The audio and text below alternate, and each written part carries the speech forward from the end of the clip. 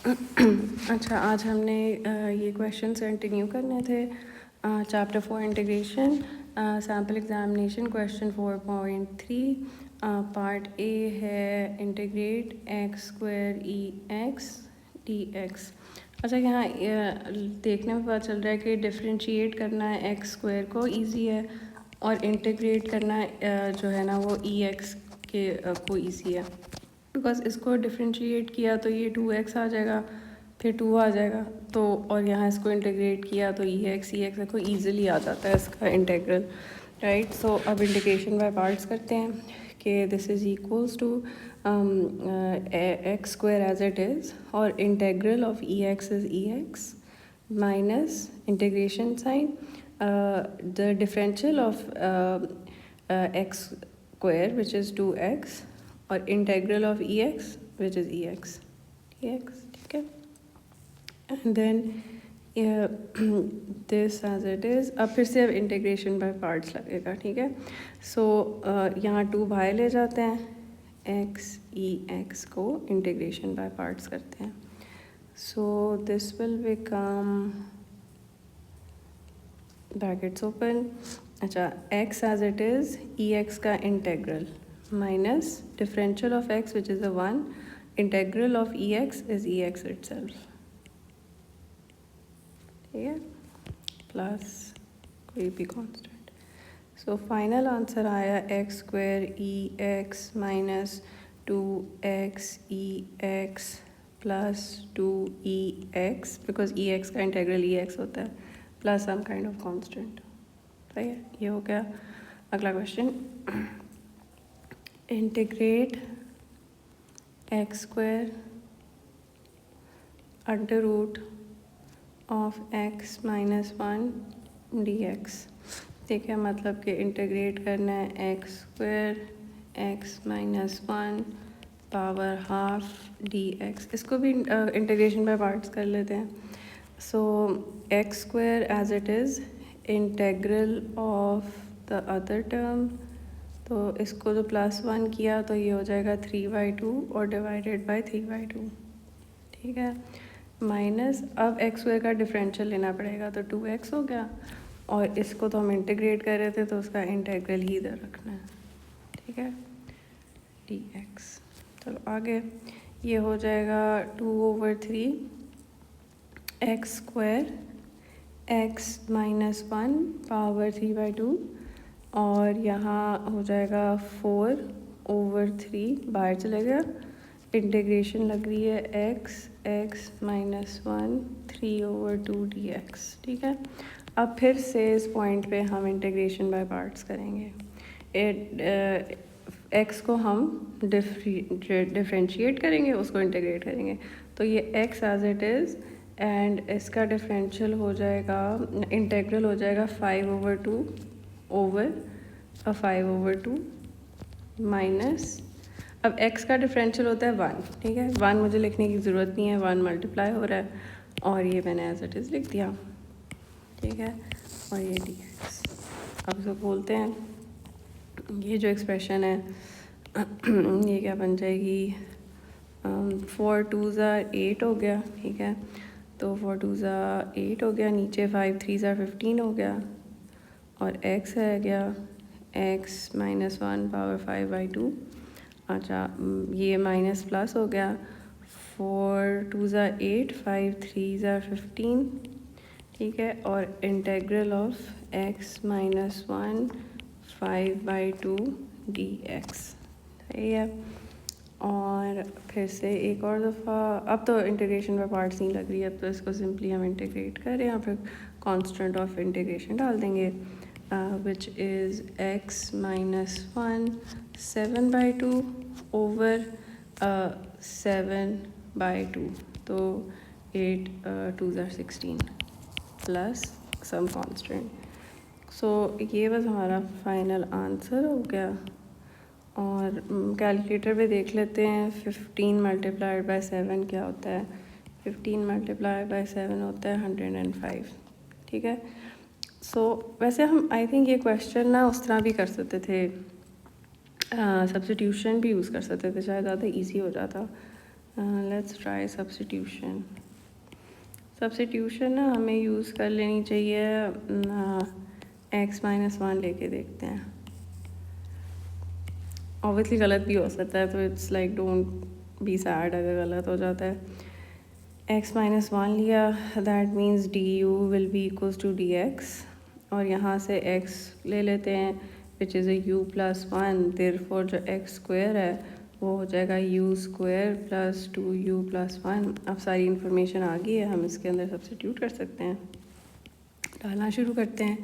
जो मेरा x square है वो बेसिकली है u square plus 2u plus 1, और ये आ जाएगा under root of x-1 which is basically under root of u, और dx की जगह du डाल दिया। अब हमने ब्रैकेट खोलना शुरू की, ये हो गया u 5/2 राइट, हाँ, और 2u 3/2 हो गया प्लस u हाफ हो गया du।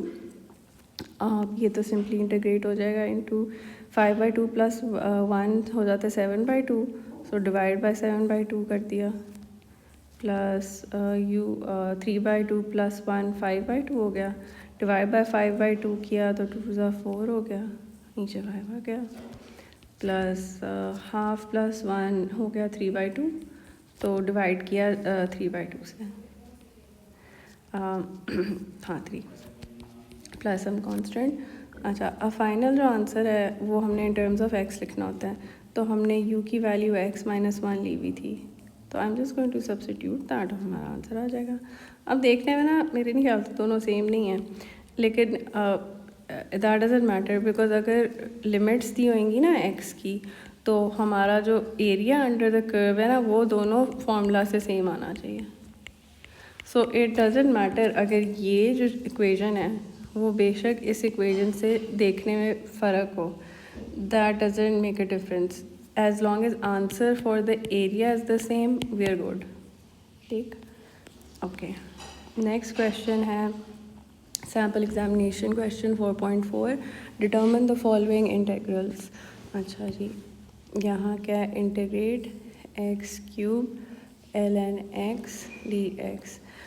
डिफ्रेंशिएट मेरे ख्याल से हमें ln x को करना चाहिए इस केस में, और हमें इंटीग्रेट जो है ना करना चाहिए x³ को, बिकॉज इसका इस तरह आराम से आ जाएगा डिफरेंशियल 1/x, और इसका इंटीग्रल आ जाएगा x4/4। So let's differentiate ln x और इंटीग्रेट ex। अच्छा, तो जो चीज़ हमने डिफरेंशिएट करनी होती है वो हम एज इट इज़ छोड़ देते हैं, multiplied by the integral of x³ which is this minus, अब 1/x आएगा डिफरेंशियल ऑफ ln x, और ये इंटीग्रल एज इट इज़। ठीक है, सो अब ये क्या हो जाएगा 1/4, कन्वेंशनली हमें ln x राइट साइड पे लिखना चाहिए, सो यहाँ आ जाएगा ln x माइनस 1/4, और इंटीग्रल ऑफ x³ है क्या, which is easy to integrate, because ये तो हमारा एक बेसिक इंटीग्रल है which is x4/4, 4s are 16 plus कोई ना कोई कांस्टेंट। सो ये तो इजीली हो गया। अगला थोड़ा खौफनाक लग रहा है, इसका क्या करें। अच्छा, integral of 1/1 plus e2x dx, मेरे ख्याल से सब्स्टिट्यूशन यूज़ कर लेते हैं, या फिर u ले लेते हैं, x इतना ले लेते हैं, या फिर हम पूरी को लेके ट्राई कर लेते हैं, क्योंकि देखो ना अगर मैंने 1/u लिख दिया तो 1/u का इंटीग्रल मुझे आता है ln u हो जाएगा। हाँ, सो इस तरह कुछ सोचते हैं। सो अगर मैंने u ले लिया 1 plus e2x, then du by dx will be a 2e2x। Okay, so जो dx है वो होएगा du/2e2x, और ये e2x है किस चीज़ के बराबर, u माइनस 1 के, ठीक है। सो ये सारी इन्फॉर्मेशन डालना शुरू करते हैं। हमें एक तो इसकी वैल्यू पता चल गई ये, ठीक है, दूसरा हमें इसकी भी वैल्यू पता चल गई है, तो बस ये दो चीज़ें डालने लगी।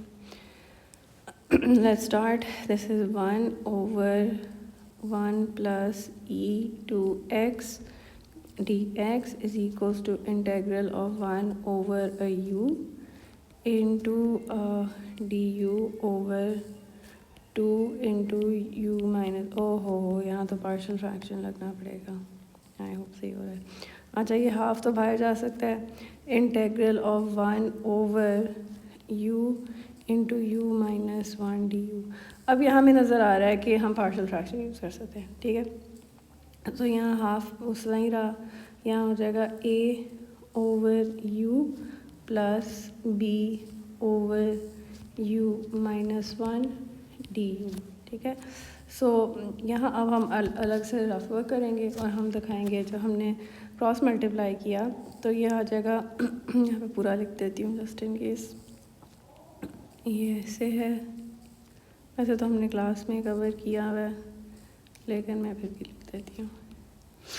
अच्छा, हमें जब कॉमन डिनोमिनेटर करेंगे तो यह आ जाएगा a u minus 1 plus b u over u into you minus 1। अब ये ऑब्वियसली कैंसिल आउट हो जाएगा, ठीक है। और पीछे क्या रह जाएगा, will be 1 is equals to a u minus 1 plus b u, सही है। u की वैल्यू जब 1 ली तो एक के साथ कोफिशिएंट 0 हो जाएगा तो फिर b इज़ इक्वल्स टू 1 रह जाएगा। और जब u की वैल्यू हमने 0 कर ली तो a यहाँ 1 आ जाएगा, a 0 माइनस 1 रह गया और b 0 हो गया, तो a is equals to minus 1 हो गया, सही है। सो यहाँ हम एक बॉक्स बना लेते हैं too, because I want examiner देखे मेरा ये रफ वर्क नहीं है, मतलब मेरी वर्किंग देखे, but I also want to show कि मैं वहाँ से कंटिन्यू कर रही हूँ। इस चीज़ को आगे फिर से लिखा। a नेगेटिव है इसलिए उसको उधर कर देते हैं, b को उधर कर लेते हैं।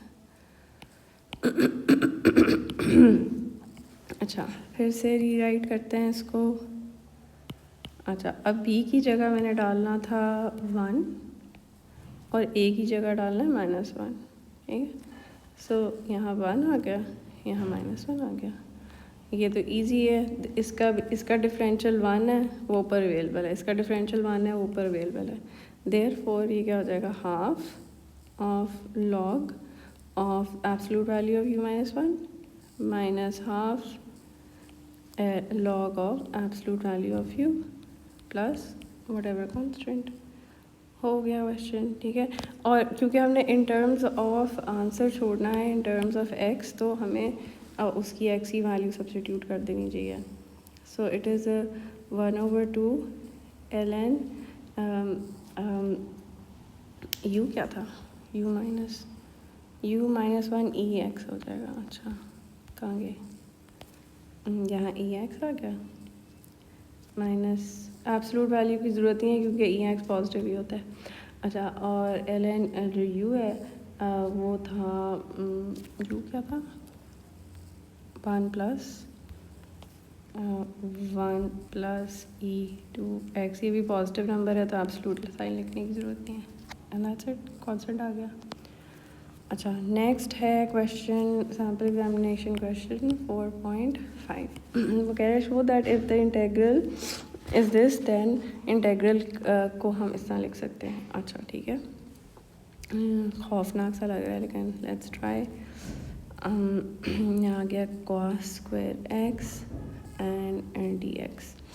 अच्छा, अब क्या करें, इसको ना स्क्वायर को इस तरह लिख देते हैं ताकि इंटीग्रेशन बाय पार्ट्स हम कर सकें, cos x into cos x, ठीक है।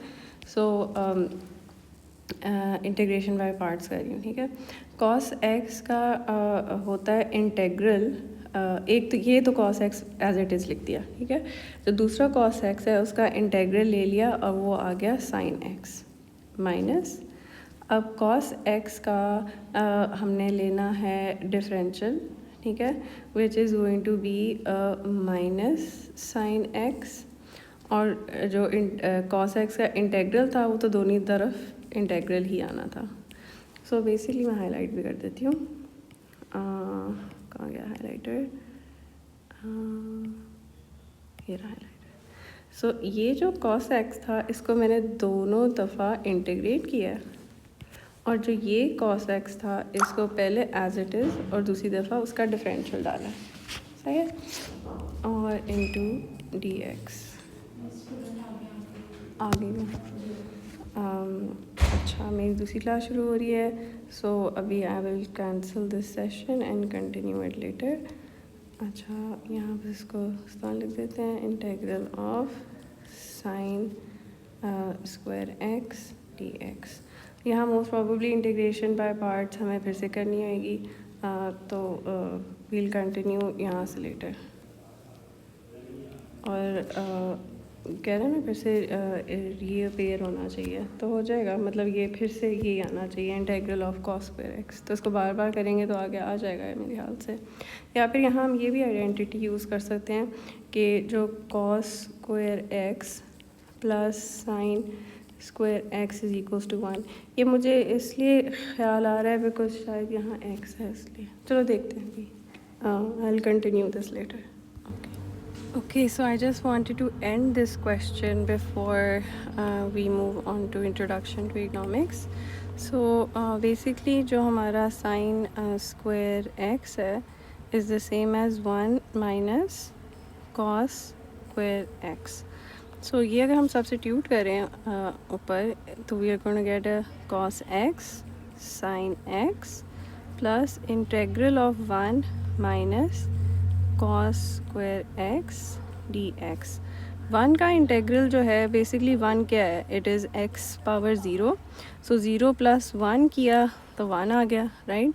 सो यहाँ x आ जाएगा minus integral of cos square x dx, which is the original integral जो हमारे पास था, ठीक है। सो यहाँ आया आ गया, और फिर से हमारा इंटेग्रल आ गया, ठीक है। अच्छा, अगर हम इंटेग्रल दूसरी साइड पे लेके जाएं तो ये 2i हो जाएगा, यहाँ हो जाएगा x plus cos x sine x, और therefore integral is x plus cos x sine x over 2। Therefore this whole thing is equals to this.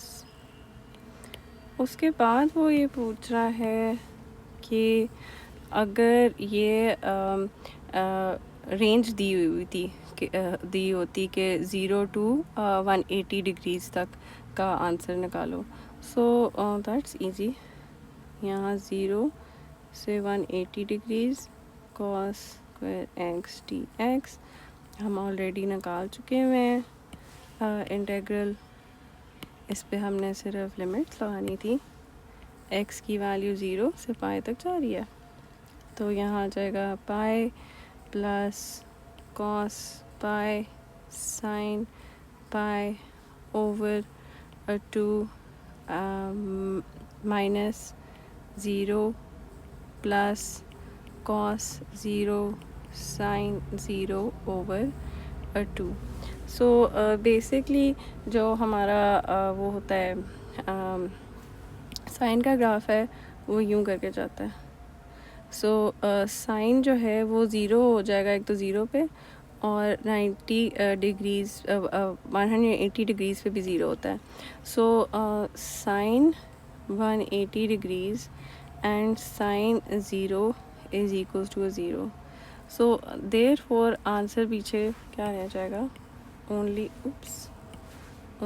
a pi by 2, pi by 2। Hence हमारा answer है कि integral from x 0 to pi of cos square x dx is equals to pi by 2, and inshallah we'll continue from the next question.